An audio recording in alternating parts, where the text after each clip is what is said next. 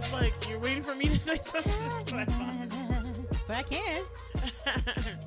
I really don't mind. Is it don't like it or don't mind it? I thought we were singing Rock the Casbah. Mm-hmm. Rock the Casbah. I thought it was Casbah. No, Casbah. Casbah. Oh, yeah, you're right. Because that's what I used to think too. But then I don't know if I looked it up somewhere or if it was like in a movie or something and they were talking about that it is not Casbah, it is Casbah. I don't even know what Casbah is. Oh, the sheriff don't like it? Is that what they're saying? I thought they said I really don't like it. Oh. Well, what's a Casbah? I don't care about the sheriff. Rocking the Casbah. Is that what the lyrics are? Rocking the Casbah. The sheriff don't like it? Rock the Casbah. Yeah. That's so weird. But what is a Casbah? Rock the Casbah. It's the Clash. I thought they said I really don't like it. That's weird. But what is a Casbah? Oh, wait. No. Oh, my bad. I didn't know we were recording already. My bad. Hey, everybody. As you can see, we've been trying to figure out what a Casbah is from Rock the Casbah. Yeah, y'all know that song? Rock the Cat. I thought it was Casbah. A cash bar. Or... yeah, but it's not. And we don't really... I still can't find it. And I thought he was saying, Casbah. I really don't like it. But now the lyrics online says, the sheriff don't like it. Rocking the Casbah. I'm looking at something that says that the Sharif don't like it. Sharif? No. It's all a pronunciation. No, Sharif is like a something to do with like Middle Eastern culture. Are you sure? Yeah, because I'm looking at, look at the way it's spelled. Sharif has something. Maybe Casbah is a... Hello, everybody. What's up? It's your girls, Bola. And Whitney. Trying to figure out what a Casbah is. Yeah, and we're BlerdTalk with Bola and Whitney. And it's your girl, Triple F Queen on the mic. Hey, y'all. And Whitney without any type of catchphrase. I know, we don't really... know why we're on this, but of course it has to do with lyrics and songs, and yeah, we just ended up started talking about that already. The citadel of a North African city, and now Sharif makes sense. Ah, okay. So I guess they're rocking that city. Oh, that's what I mean. Look Rock at that. The Casbah. Look at that. Sharif don't like it. Oh, I get it, because they're rocking everybody out, but the people, the man high-ups, doesn't like it. Yeah, that makes sense. Wow, look at that. How many decades later? Now that song makes sense.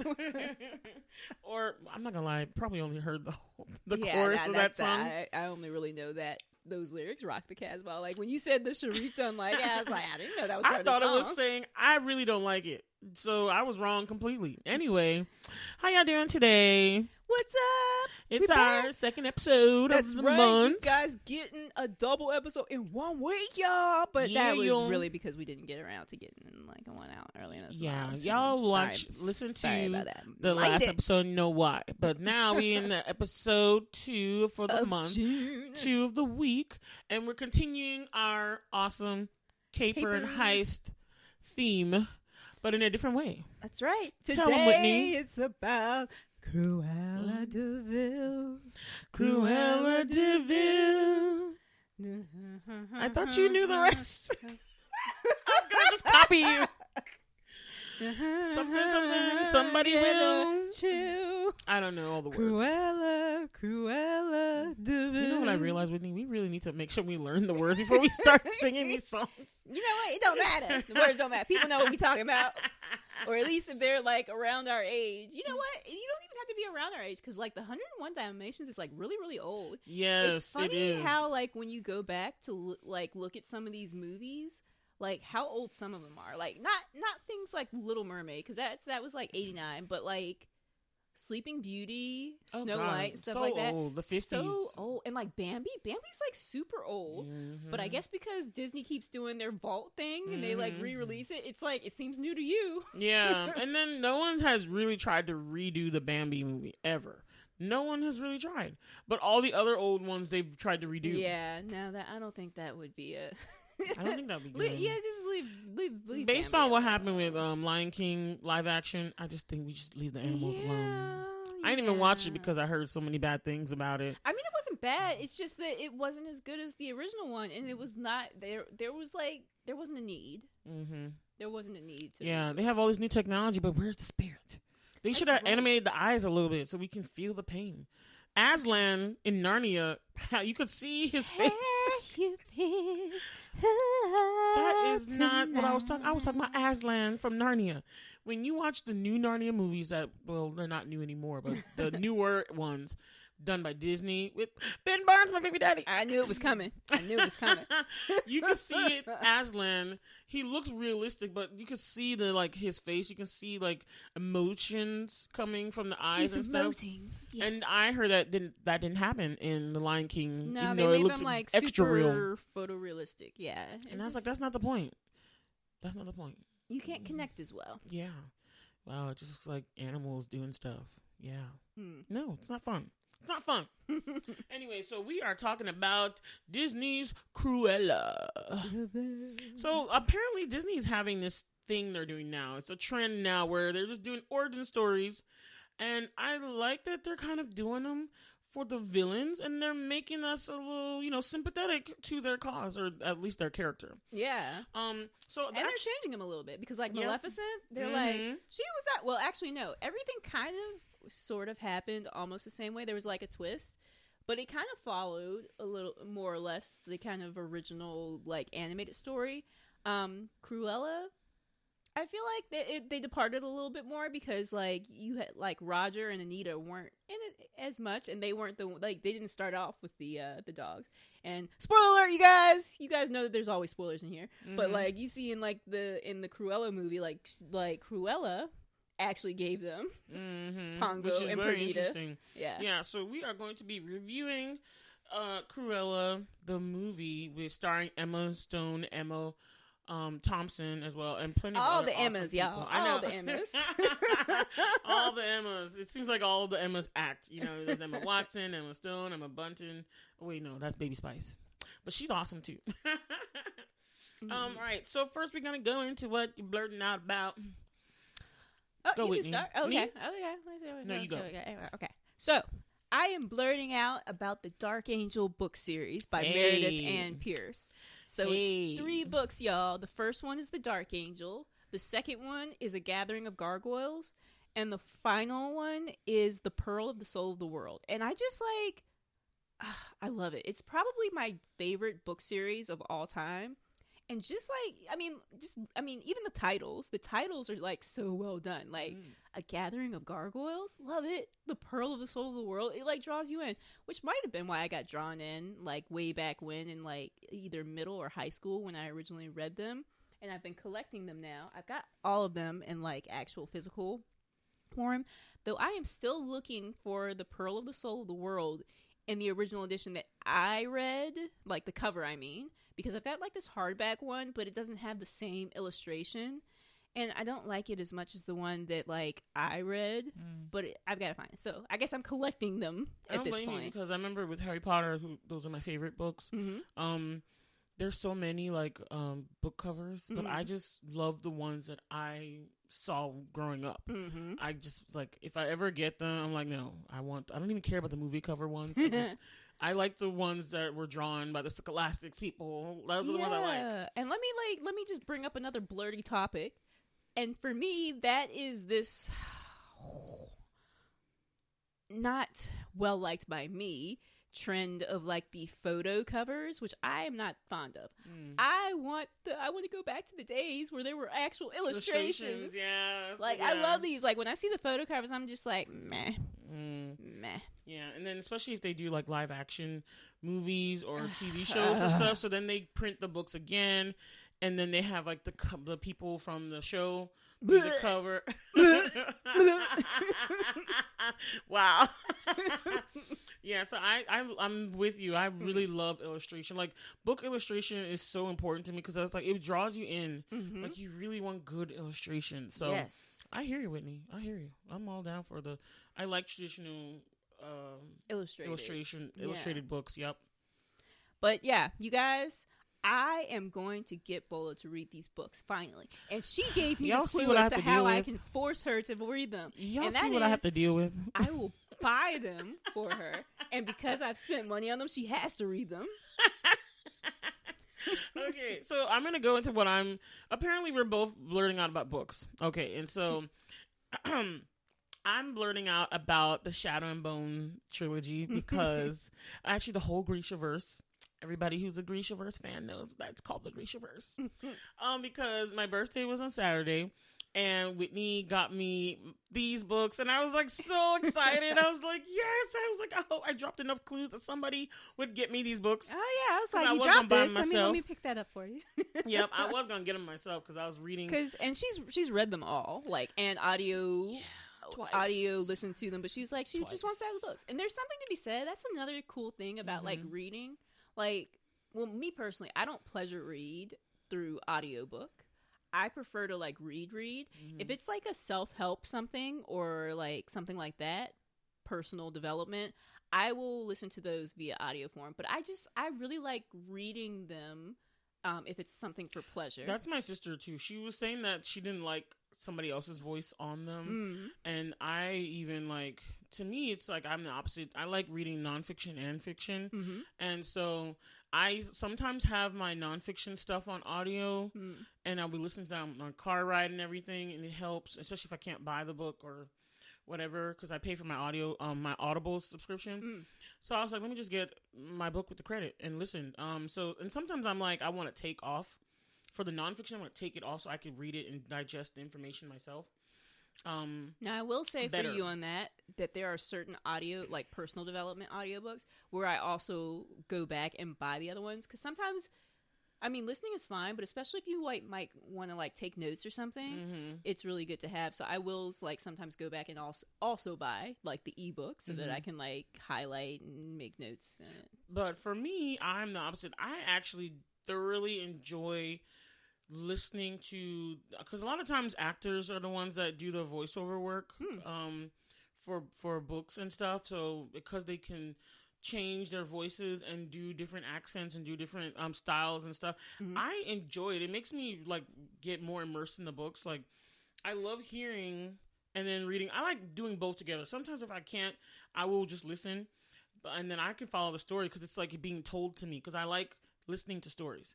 So, because I remember I told her about the Moth app is what I read, where people tell their stories live on stage. I mean, I don't read the app. I listen to the app. No, it's a podcast. My bad. It's a podcast, but it's a show. It's a thing. It's been going on for ages. A lot of people go and enter into the Moth and they present their stories on the stage. And I just love hearing their stories. And I can't see them, but I just like to, like, I don't know. I like hearing it from their mouths, you know? And so for me with audiobooks, that I just like hearing all the different voices. Like, I get kind of like impressed by how one person can do several characters. And for the Shadow and Bone series, there's an actress called, I don't know if she mostly does a voiceover, because it looks like she just mostly does book work.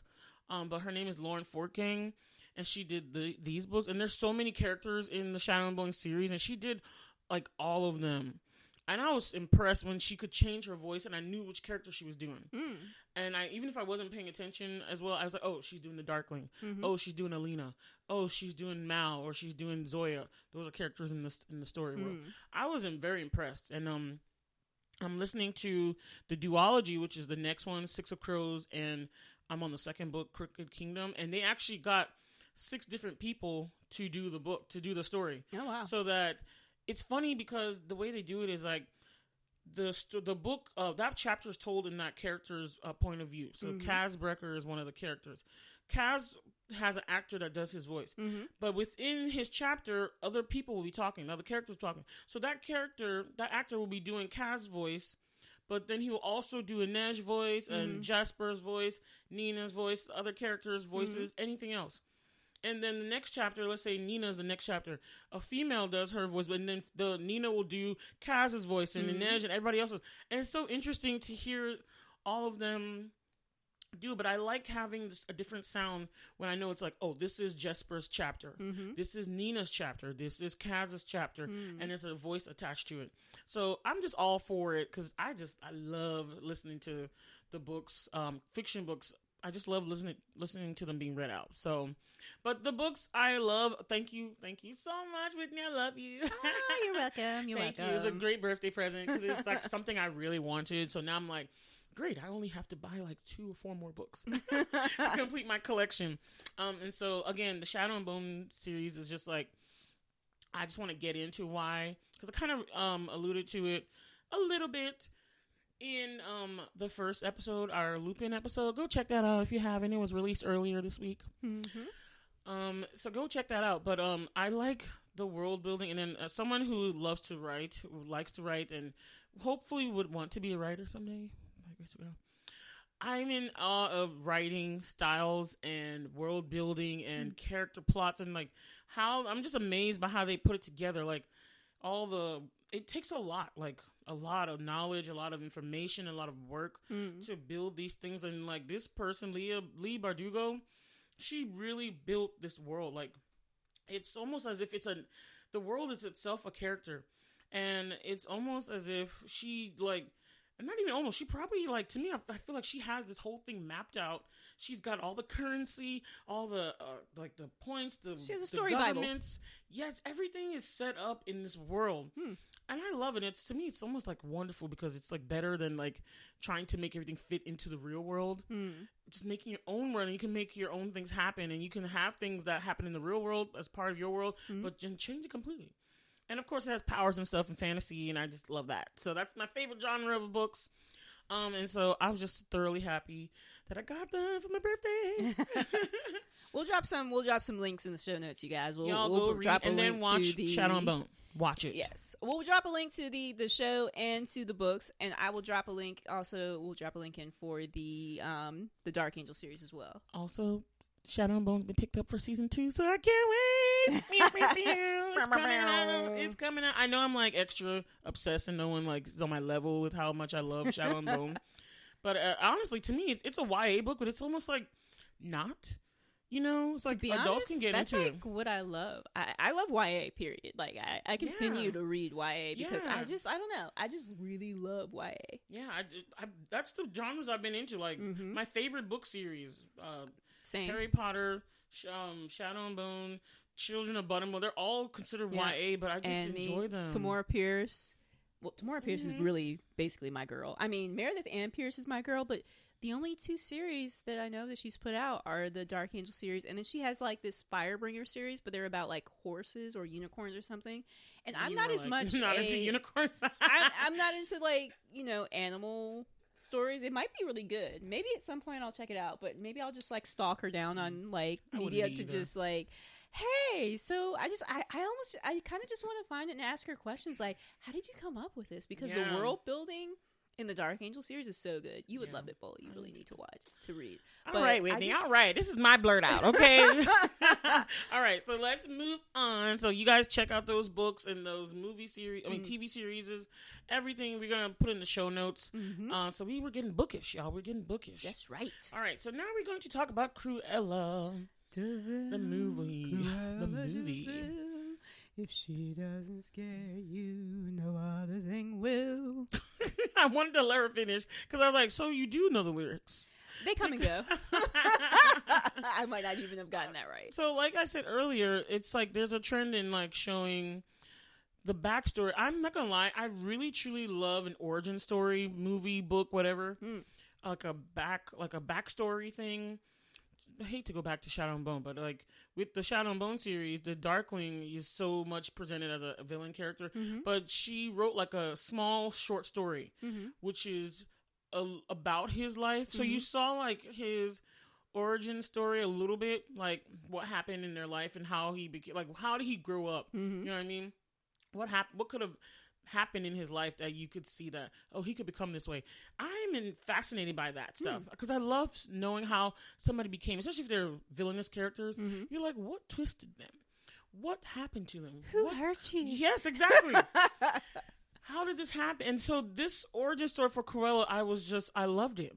I loved it. I loved finding out about it. And Bola already knows this about me, but I'm always like, I tend to be into the villains anyway. Like, yeah, you like the darkness. I do love the villains. I like my heroes. You know what? I was recently watching like a YouTube video by one of the people that I follow. Her name is Lindsay Ellis. She's actually an author, but she does a lot of like video essays on YouTube. We'll throw a link in there. But this one was about, I don't know if it was specifically about Ursula or if it was about villains and Disney villains in general. But it was talking about why she loves like the Disney villains, and she was like, because they always seem to be having so much fun. She was like, we watch like a Disney movie, and like the classic ones, the ones that like people really love, like, you know. Because there's some ones where it's just like, they're just kind of meh, but like the like classic Disney villains are like, look at like Maleficent from like the animated ones, or like Ursula. It's like you watch them on screen, they're like, they are just having the ball. They're having so much fun, and that's just like, I guess that's why people get drawn to the villains. But, even though they're having a ball, inflicting pain and causing trouble and doing bad things. I mean, I'm looking forward to the Little Mermaid movie with Halle Bailey. I got it right, didn't I? I got it right. Okay. Thank you. It's so easy to say Halle Berry. It's Halle, like Halle Berry, but the fact that her last name is Bailey messes your mouth up. It's so close. Yeah, it's because you want to say Halle Berry, but her name is Halle Bailey. Yeah, but I'm looking forward to that. I wonder if I was asking Bola the other day, I was like, have they cast Ursula yet? I don't think so. Okay. Because that's going to be like really iconic. Honestly, I would love an Ursula movie. Like that's what I was about to say, that I would love an Ursula movie, because to be honest, I think that Ursula might be my favorite. Well, I don't know if she's exactly my favorite Disney villain, but she has got, like, for me, the most iconic Disney villain song ever. And the songs are unfortunate soul, so sad. It's true. And it's just like, it's so catty, and I love it. She's a real, you know what. And like, what is her name? Is it Pat Carroll? I don't know who voiced her. But anyway, it's Pat something, but it's just awesome. I love it. Love Ursula. And you know what's interesting? I was looking at I was trying to think about, like, for the Disney villains, especially, most of them are actually women, most of them. And I was looking back at, like, where have we seen other iterations of them in different ways? And so I was thinking about how they can now have Maleficent, which is very interesting. And they actually have this book series called, like, I think, like, Twisted Tales or something, where they take these Disney villains, but they tell it, like, from their point of view. I don't think they try to redeem them or anything, kind of like they've done with, like, Cruella or, like, Maleficent. I haven't read them, but yeah. But they turn them into sympathetic antagonists. I don't know if they to be honest, I don't know if they do make them sympathetic or not. I just know that it exists. But but that series, we'll throw something in the show notes, you guys. But yeah, they exist. I haven't read anything yet, but yeah, they've got like a Beast one for Beauty and the Beast. They've got like a Jafar one. They've got a Maleficent one. So you mean, is it the main story told in their perspective, or is I actually don't know. Thing? It's just like it's about the villains, so I don't know if it's told, if it's retelling it from their perspective, or it's just telling it from so I don't know, because you know how like Wicked, it's like retelling the story of the Wicked Witch, and but you see that she's not actually wicked. That's like different from just telling it from their point of view, but it's still the same stuff. So I don't know exactly, but I just know that this series exists, so it seems like an interesting premise. That would be interesting to explore. So maybe you can definitely let us like find that and see if we can look into that, because that'll be interesting to read. I would be interested in that. But I was also thinking about so we have the movies Maleficent already. Now we have Cruella. But I was also thinking about the ABC show Once Upon a Time. Oh my God! Also had Regina was my favorite character. I loved her so much. She became so like relatable. I think she became the protagonist for like the last season or the next to last season. Everything changed with her. Yeah. And to be honest, early on, I really liked Rumpelstiltskin as well. Yeah, I did like Rumpelstiltskin. Later on, he was just kind of like, I mean, he wasn't like my favorite later on, but I just like loved his like gleeful like villainy. He loved being mischievous. Yes. He loved being mischievous. At the beginning of the show, they were like my favorite characters. But I liked how they decided to tell their story, and so that you, like I was saying, there's this theme. Well, on one side, there's like romanticizing the dark evil characters is one thing that is a trend now in books and movies, and then another thing is having the antagonists, having them be sympathetic by showing these kind of like their backstories. Because with the Cruella movie, I'm not gonna lie, like Cruella is a bad character from the get-go. However, this movie it doesn't shy away from her crazy, but you're rooting for her the entire time. Yeah. You are, and you see how she became, you see the beginnings of it, but it's like, you almost think she's not going to be that bad, but then she ends up being bad. And she didn't it's not even she did kind of start off that way. She kind of as she said in the movie, she was like, my mother tried to love me into shape. And I'm not going to lie, I had no idea what they were going to do with this. I was pleasantly surprised, because the only other time we saw Cruella besides the Dalmatian movies was in Once Upon a Time. And I remember the actress that played her. Oh, yeah, she was good. And I really liked how they did her. Yeah. I think Ursula was in it, too. Yeah, they did Ursula. They did Maleficent. And they did Evil Queen. Cruella. And, and I remember I liked the whole little gang of them in Once Upon a Time. It was great. Which reminds me of this really funny scene from Once Upon a Time where Maleficent's in her castle. And, Ursula... I forget what the whole premise was, but for some reason, she invades her castle, and so she's uses her tentacles and subdues her guard, and she was like, "And what have you done with my guard? You subdued him or impregnated him or what? I don't know."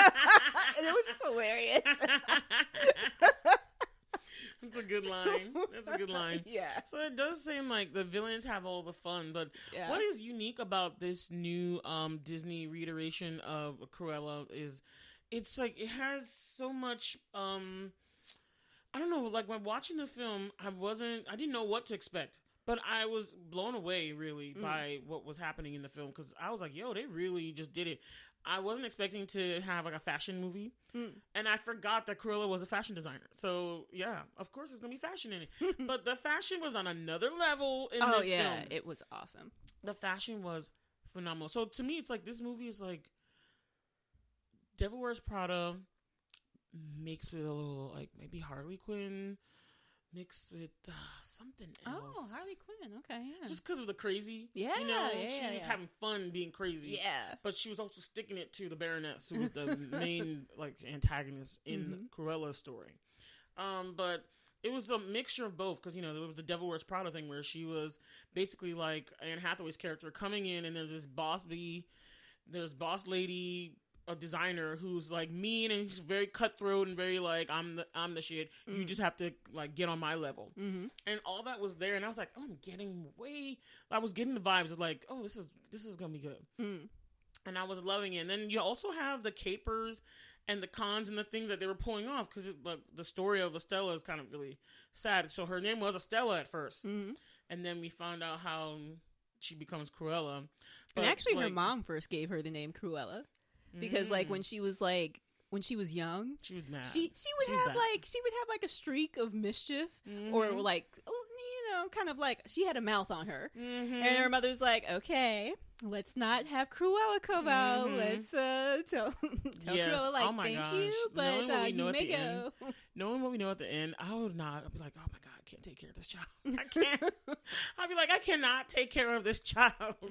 I was like, man, is it her child? I felt like that woman helped her to keep some of her crazy at bay. Yeah, because she was so sweet and she took care of her and treated her like her own daughter. But the Cruella, it was her own daughter.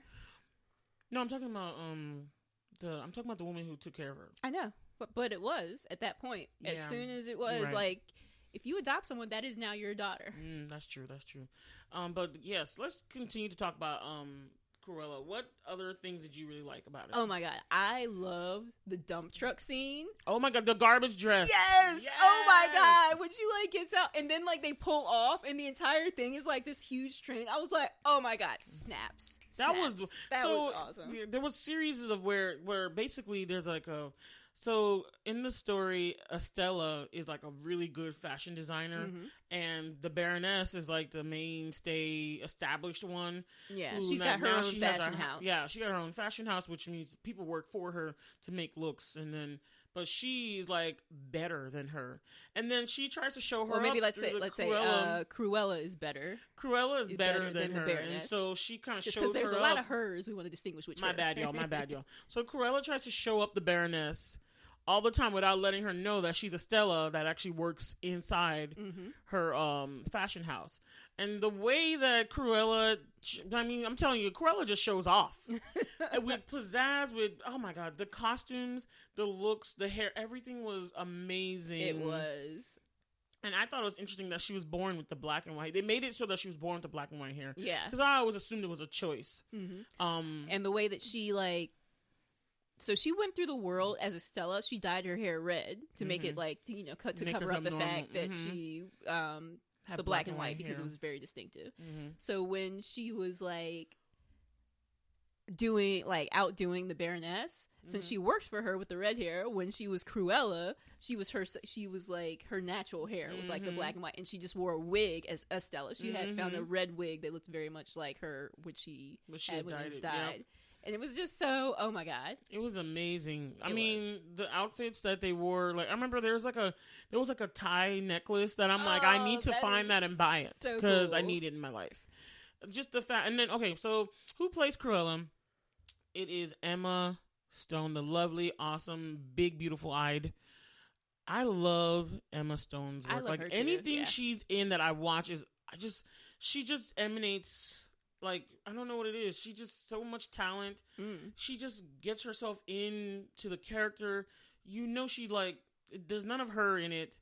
It's the character, and then, but it's her also portraying it. But you just love to watch her. Yeah, she's awesome. I've never disliked anything that I've seen her in.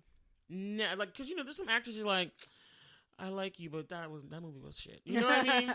But her, I've seen so many of her films, and I'm like, she's just amazing in all of them. So, and then, okay, so everyone always talks about how there's a lot of people that play, a lot of British people play Americans, but it's not the other way around. So in this movie, Emma has to put on a British accent, and she's done it before in The Favorite, but she's doing it again now, and she just does it so well. Like, you really would not think she was not a Brit based on how she like spoke in her enunciation and everything. She did a really bang up job. Also, there's other characters in the story, her friends Jasper and Horace. So I was watching some interviews this morning, and I learned that the guy that plays Horace is actually American. Really? Yes. Oh, wow. When I heard him talk his regular voice, I was like, dang, he did that like low Cockney, low grumbly British really well, because I was like, I can't. Remember Chadney was sitting next to us, our friend Chad, when we went to watch the film. She was like, I can't understand what he said. So I was like, that means you're doing a good job. Because he's supposed to have a specific London accent, you know, one from the streets, one from the inner cities and all that kind of stuff. And he had this grumbly look, but he did such a good job with it. He did. I was shocked when I found out he wasn't British. I was like, oh my God, that was amazing. So here we have two Americans doing Brit accents and doing well. They're working over there, y'all. They're working over there. And then Emma, which one is she? Emma Thompson, thank you. My God, sorry. There's a lot of Emmas, y'all. Emma Thompson played the Baroness, who's like basically like the Meryl Streep character of Devil Wears Prada. She's the main owner, the main designer of the house of the Baroness. And well, we say designer. She's like the like you said, the owner. The innovator. But she's like basically taking everyone else's ideas and making them her own. Like, I mean, if you work for a company like that, you do like it is their that's vision. kind of it's like you make stuff and then they like tailor it to what exactly. they like. But in this case, she had like as Emma, so not as Emma, as Estelle, so not as Cruella. She was like, she had developed these like sketches, and she was on her lunch break, and she's got like these cameras around, and she sees her on her lunch break sketching something, and she like has like her security team like grab her and just like snatch it and like, oh, these are my looks, and it's like, dude, she's like, this is my signature piece. And Estelle's like, this is not, I'm on my lunch break. You can't just be grabbing my stuff. Like, if I'm working on stuff on the side, it's none of your business. You know? And she's like, you're holding out on me. I'm not gonna lie, Emma Thompson's character, the Baroness, she was a bee. Like, she was a bitch for real. Like, I would have to hit her. Like, because she was terrible to everybody. Like, there was not a single person. I remember listening to the interviews this morning. Emma Thompson even said it herself. She's like, well, the Baroness character, she's not well. She's like, she definitely has a narcissistic disorder because she's not well. The way she treats people and the way she's always and only concerned about herself. She said it's not like she's not a normal person. And she was fine with playing someone like, but she's recognized that's how I had to play her, that this person is not well, that they can only think of themselves. And it's so interesting that I kind of like that I liked that they added this kind of facet to it, is that Estella / Cruella, Estella, / Cruella, she's also not well. Yeah. She's got a little bit of crazy, but she just manages to keep hers reined in. And she actually does care about other people, whereas like the Baroness is like, no, I don't care about anybody else and I will kill to do it. And Cruella, she's like, she's like, I'm not gonna kill her. And it's like, unless it comes to that. But she's like, I know I'm crazy. She was like, and I'm just gonna like, knowing that, I'm just gonna let it be because I know where the crazy comes from now. So it's like, how could I not come out this way? Yeah, it's such an interesting story. So, but I like that she admits she knows it. She's aware, and I think she makes an effort to try to rein some of it in for her family. But it's like it's apparent like she is actually crazy. It's like no, this isn't like just someone who's like has some moments. Like no, she had like a psychotic break at one point, because I feel like at a certain point she was kind of overall reining it in. But then once she finds out like that the Baroness actually killed her mother, like it wasn't an accident, I feel like that was like a psychotic break. I'm getting this and revenge. Then she just really, because people can be predisposed to something, but it might not actually manifest. But I felt like that was the break, and then from then on, she was just a little bit psychotic, but she could rein it in a little bit. And then also, Estella was a little bit mean too. She had a mean streak. Yeah. So that was another thing that she definitely got from the Baroness. She did have like a mean streak, which is where her mother's Cruella name came from. Like, let's put Cruella away, Estella. But she was like, yeah. But after that, like Cruella became the more prominent. If this was like DID, definitely Cruella was an alter, but then she became the main. I know, yes. That's a good way to put it. Dissociative identity disorder. Like, yeah, it's like she had. Estella was the main host, and then Cruella was an alter, but then Cruella just took over. If it was, unfortunately, this is more like a bipolar thing, because Estella, not even, because she was very much aware of Estella, but she wanted to be more so Cruella. I feel, you know what I mean? She was aware, and I feel like people with those diseases, they're sometimes not aware of the other side. Well, with DID specifically, they're not as aware of their other alters, whereas someone who's bipolar, they kind of know when they're up and down. But this time, it's just like she had an act that she had to put on. Kind of getting like conceal, don't feel things. I don't know why it's always coming back to Frozen. It's always coming back. But she just, like, I don't know, the way she flipped, like, she just went crazy. She did. But she did it with so much flair. It was magnificent. It was magnificent. I'm sorry, y'all. That's the best word to put. Her, like, the way she attacked this woman, she kept getting at her, like nobody else could. She was pissing her off. But she did it with so much style and gusto that you just had to be like, damn. You just, like, applauded. Yes. You're like, oh, bravo. Bravo, you bad bitch. That's right. I mean, the one time when she came in with the little like outfit and she had the words "the future" on her face. Oh yeah.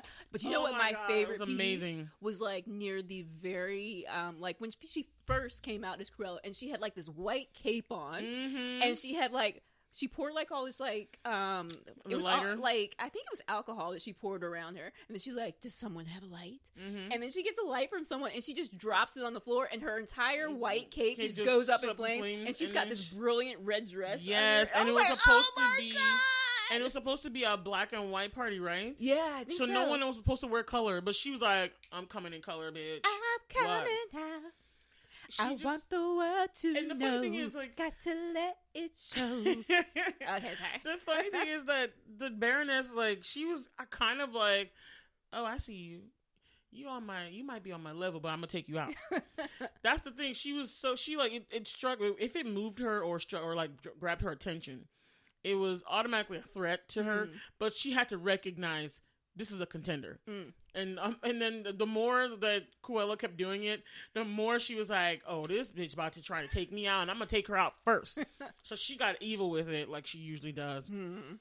And the Baroness was just bad. Like, so with her story, we find out, okay, spoilers all around, y'all. Y'all know what to do. Go watch the movie and then come back. But spoilers all around, so we find out the Baroness just gave up her child, and her child was Cruella, but she gave her up because, again, she's so selfish and self-centered that she's like, I cannot have a child. I can't.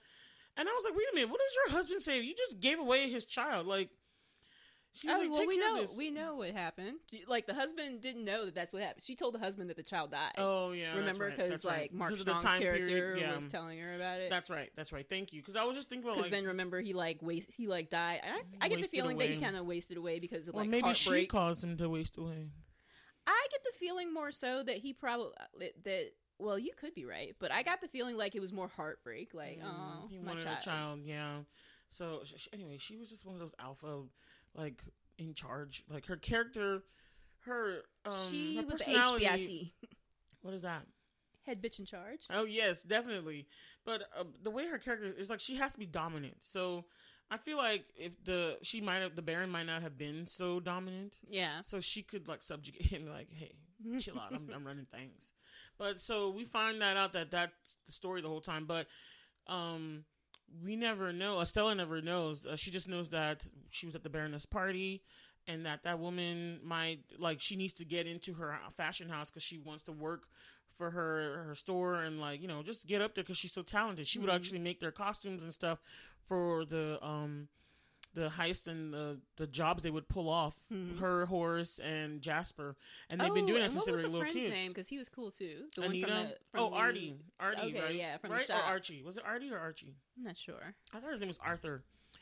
So I think you're right. You know it. I think it was Arthur. And yeah, she had a little friend in the shop that helped her make stuff and make her outfits amazing. But the sad thing is, like, she was a kid trying to make her way in the world. You know, she did have this mother that they were just trying to, you know, move forward, and they needed to go to another city because Cruella had messed up at school. And she just goes back to the Baroness because she used to work there. Mm-hmm. Not knowing that, and we didn't know, but she knew, like, hey, this is your child. I need some money to take care of her. I don't think the Baroness knew that the child was alive, too. Yeah, I don't think she knew. I don't think she knew because she told Mark Strong's character to get rid of her. Mm-hmm. Get rid of her. So I think she meant for him to kill her, which he didn't. Then, of course, he's like, oh, well, I didn't imagine that you meant. But of course, he knew that that's what she meant. But, like... he was like, I'm not going to do that. Yeah. And then she got her little nasty Dalmatians, which I love how they fed that in, because it was the Dalmatians movie that we know of Cruella as the main villain. But I love how they fed that in. He's like, oh, why would Cruella hate Dalmatians? Because the Baroness used Dalmatians to kill her mother. Mm-hmm. You know, it's like, it's amazing. And then she was, I even liked how they, like, she stole the Dalmatians because one of them swallowed her mother's necklace, which she thought was her family heirloom. And then she was looking at them drawing one day. She's like, you guys would really make a good coat. And that's the main reason why she wants the Dalmatians in the first place in the 101 Dalmatians movie. Mm-hmm. And so I just thought it was, honestly, this movie made me want to go back and watch the 101 Dalmatians movie. Yeah. I really wanted to go back and see, like, how bad was she? And I liked she was cray-cray. I just remember, like, seeing her eyes, and then they drew it was like these, like, spiraling things for her pupils to make it look like she was, like, super crazy. Yeah, that she was like a manic person. And I remember with her DeVille, the car, because she was always, like, all over the street, and, like, when she steals the car in this Cruella movie, yeah, they made sure they make it like that. She was like, you know how to drive? She was like, no, she's just like all over the place making a mess. And I love how they tried to make her drive. And I remember listening to Emma Stone talk about when she was getting prepared for this character. She was like, yeah, she looked at the previous, she looked at the show, and then tried to get, like, even all the little mannerisms that she had in the original animation. She was like, so that driving part, she definitely tried to copy how she was driving in the original movie. And I thought it was hilarious because I was like, you could see her just like, and you're like, you can't drive. And I love her, like, the way that she, like, would just switch herself when she was going from Estella to Cruella. Yeah. And, like, the darling. Mm-hmm. And then it's funny that to get the Baroness for real, for all her nonsense, because she really had to get her back. Because the Baroness did try to kill her. Yeah, and actually killed her, like, her adopted actually. mother. Yeah, she did kill her adopted mother, and she actually tried to kill her twice. So she set fire to her I would call it the lair, where her and her friends lived and did all their, all their planning and stuff. Yeah, there was their hideout. That was their little lair, Their base. Thank you. Better word. And so she set that on fire, like trying to kill her. And I was like, yeah, with her inside, and I was like, if it hadn't been for I just looked it up. His name was John the valet.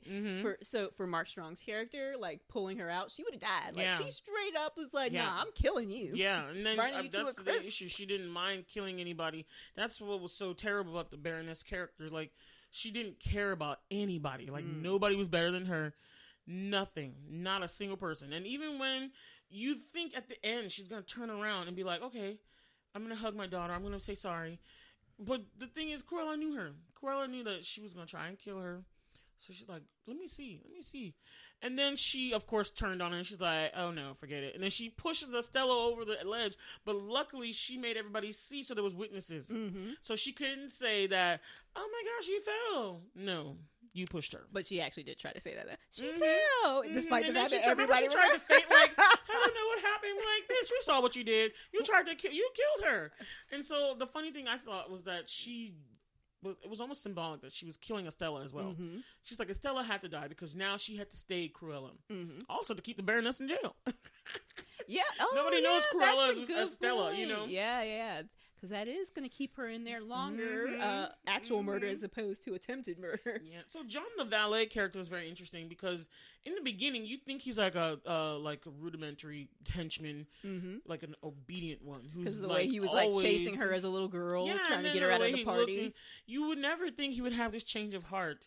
Because I was like, why is he helping her? Because then I remember there was a shadowy figure as she was like passing out and surrounded by the flames. Luckily, the dogs tried to help her get out, but they did not succeed. He was there helping her, trying to get out. And I'm like, wait a minute, he's helping her, and then he bust out all the truth, and you're like, damn. The whole time. So it's almost like he's so exhausted with the Baroness and serving her and her like craziness. He was like, oh, I'm going to help her because what you did to her was wrong. But I like that he ended up being what you didn't think he was. There was some decency in him that he gave the child, like the child has life. She's alive. He's like, no, I'm not going to kill a child for you. I'm going to give her away so she can have a life. Yeah. Maybe not even away from you is best. Away, but give her to the kindest person I know. Yeah. And unfortunately that she ended up killing the kindest person. So Estella might have been like, more prevalent if that woman was able to live and raise her to be a little bit better.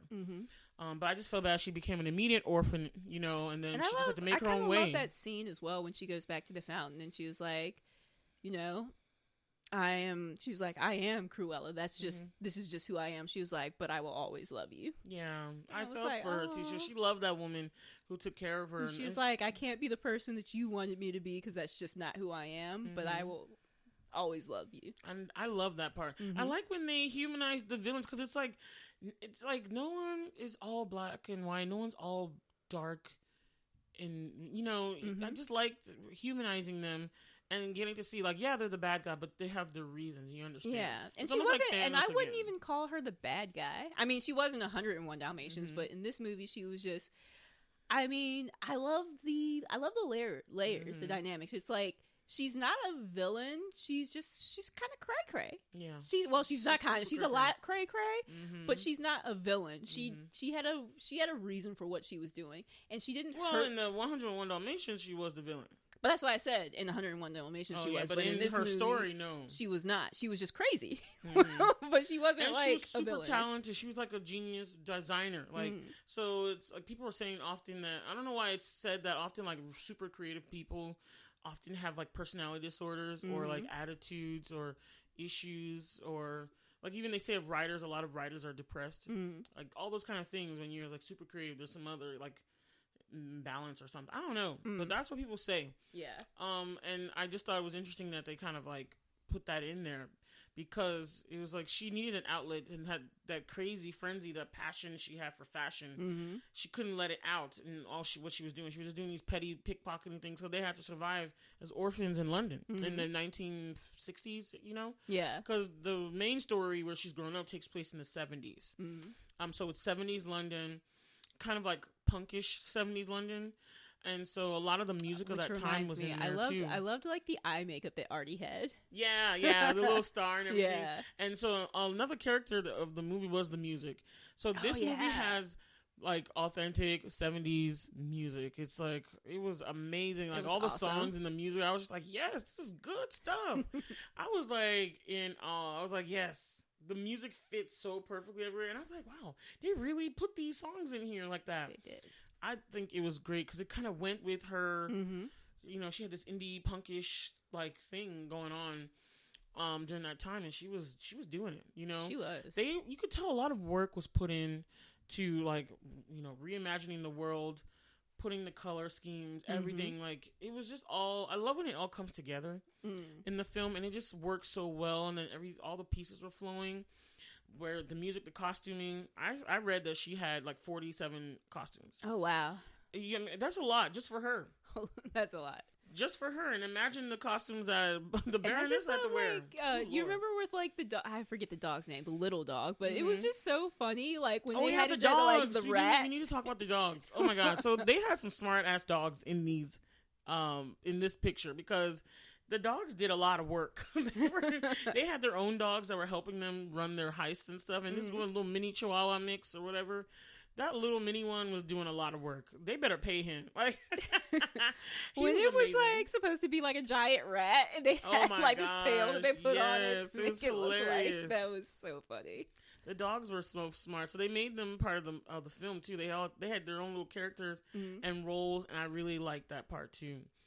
One of the scenes I really liked was when she made that iconic dress that she stole from her. That she was the gold one. Oh man, that was awesome. You would think that those are just really cool beading that she was just putting on the dress, and she like worked really hard to put all that beading throughout that whole beautiful dress, not knowing that they were moth cocoons. Oh my God! So she and then they like put together the heist so that it would make it look like Cruella had tried to break in to get some of the outfits, but all they did was have Horace and Jasper break in to just make it look like they were trying to get in there and just be seen by the guards, so they would escape back out. Yeah, and then that she would put them in the vault. So they put all the dresses in the vault, including the one made out of the moth cocoons.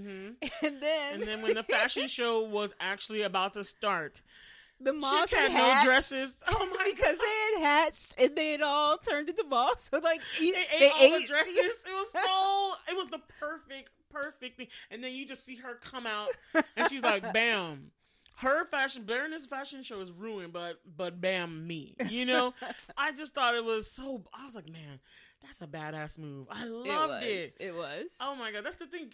It was so fun watching her just be crazy. It was really fun. I just enjoyed it. All the last scene where she had to, she did the party. And I think this time Baroness thought she was really dead. So she came back at her, and then she just took over her whole thing. And like, she sent wigs to everyone and made them wear black. And you could just see the Baroness is so pissed because she kept twitching. She's like, "How did she do this? I thought she was dead." And I love how she got away. Like, she made like her skirt into like a freaking like hang glider. Oh my gosh! So that when the Baroness pushed her off the cliff, like she knew she would do, she would like just go down to glide down to safety, and then come back. I don't even know how she did it. By the time they got down to the main entrance, she just came dressed as Cruella and like, oh, what happened? I was like, that's a boss move, man. That was really boss. And then she got out of the water so quick. Since she was the actual heir to the Baron's fortune, Estella was. They had Estella, since Estella is dead, bequeath it to her good friend Cruella. And it was just like, wow. Yep, exactly. I just love the origin story. I love how they did it. It was so much fun. It was, it was a good movie. And I love at the end, like we said, Cruella actually gave the dogs, like Pongo and Perdita from 101 Dalmatians. Cruella's the one who gave them to Roger and to Anita. Because Anita had been her childhood friend, and she actually was a photographer, and she was actually helping Cruella throughout because she would photograph her for the newspaper she to make sure she got some press for what she was doing. Roger was like a lawyer for the Baroness, and he got fired. She was like, he always blamed me, but you see, like at the very end of the film, you see him playing on the piano because she's like, oh, and he imagines himself a musician playing on that piano of his, and you see him at the end playing Cruella de Vil. I know, it was amazing. One interesting thing that I wanted to talk about was like the pseudo romance that was bubbling. It didn't really play out; it was just bubbling. Yeah, so it was hard to tell if that was what it was supposed to be or not. For me. I just feel like the way because in the original, I remember she had the skinny one and the fat one. So Horace and Jasper were like her henchmen. So they just did things for they did jobs for her.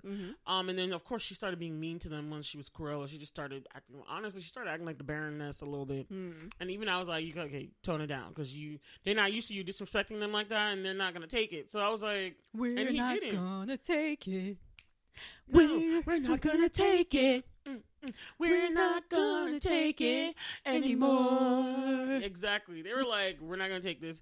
Even when she broke them out of jail, they were like, I ain't going with you. No, bump you. They were like, okay, thank you for breaking us out of jail, but it's your fault. We were in here in the first place. We're going now. And they're like, nah, we don't like Cruella. And so she really like had to rein them back in. But I felt like her and Jasper, who was played by a funny British comedian, I think his name is John Fry. He's really funny actually, but I didn't know he was a comedian. Yeah, he's a comedian first, but he's also just an actor too, so he can do either role. And he's kind of like funny without knowing he's funny, or not. Like maybe he knows, but he's just. It doesn't take a lot for him to be funny. You know what I mean? Okay. I'm trying to find something for you to look at it to see, because to me he's really funny. But in this particular movie, he was just playing a character, playing the guy. You could feel like there was some like romantic tension going on. And I think she even said that she loved something about him. She loved that he couldn't help himself from doing what she wanted. And she was like, and I love that about you. And he gives this kind of like salty look like, thanks. I felt like because if you look at it, he's the one that really got her to her destination point. He like saved up money or I guess he pulled off a heist and put her paper in the accepted pile in the resume for the resume for the job position, not knowing that it was not a position designing, it was a position washing and cleaning. And she was like pissed off, but it was still a leg. Well, I don't think she was like pissed off at first. I think she was just like disappointed about how the manager like never would listen to her. But he told her it was an entry level position. Oh, okay. But I like that he did that. He got her in there, and like that he cared about her. And I was just like, I felt like he really liked Estella. Cruella, he's not so down with, but he's just like, all right, Estella's in there somewhere. Yeah. It was just like, for me, I don't know if there was. I don't know if it's going to go to fruition. It was one of those things where it could be, but I don't know if there actually is. That's why I said it was bubbling. It could just be like familial love, like this is my family. Okay, maybe on her side. To me, I felt it was a little bit more on his side, but seeing how she was and seeing what she really was, it was almost like it couldn't go there. You know what I mean? Yeah. It was almost like, I think he had hope that it could, because guys do those gestures for women they like. They really, you know what I mean? Sometimes for family too, but I felt like at that point it was like, oh, he really likes her. And he was always asking like, I miss Estella, I like Estella. Horace was just like going down for the ride, but Jasper was really like, where's Estella? I like Estella, it needs to come back. I don't know what you're doing. And he was always questioning her motives and things she was doing, but he was still going along with it. And so to me, it was like, you could tell there was a tension there to me. I sensed it, but I knew it couldn't go anywhere. I sensed the tension. It's just that I wasn't sure that whether it was going to be romantic or not. Okay. I sensed the romantic tension, and I wasn't sure that it was going to go to fruition, because I was like, the way she's going, it's almost like, nah, she's not going. She's going to friend zone him or family zone him, because that's what she called him. She called him family. So I was like, oh, that puts a layer. But I feel like he probably did that to her as well. Like, I think at a certain point he was like, this just isn't. I think after Cruella became her mainstay, he was like, nah, it's not going anywhere. Yeah. So, but I feel like in the beginning he might have. Maybe, yeah. Yeah, but that relationship was interesting too. Cause it was interesting. It was loving somebody. It was it's a dynamic that I feel like we don't see as often. I mean, you get like the will they, won't they, but this one felt different because it was like, it was like the will they, won't they, but it was also like but is this what this actually is? Yeah. Because you weren't quite sure either. Or at that, least for me. Or that, you don't need that. You don't need a romantic relationship in the story. They could just be, or really good friends or family. Words of wisdom, let it be. Yeah. What else was interesting there were so many characters, so many, honestly, it's just the fashion in it, the fashion shows, the capers, excuse me.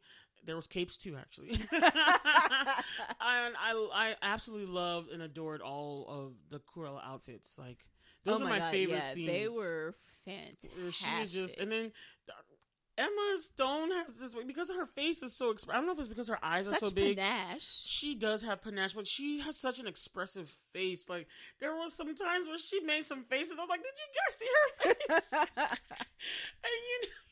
because the Baroness would just be doing some stuff where she took a knife to some outfit that she made, and then she actually nicked Estella with the knife, and she was like, you actually, like, hurt me. And then the Baroness was like, she just picked up her finger. She's like, can you give me a red that looks like her blood? And she was like, wow, you really don't care that you did that. And you could just see she made faces and sounds, and I was laughing the whole time, because I was like, I love how expressive Emma Stone's face is.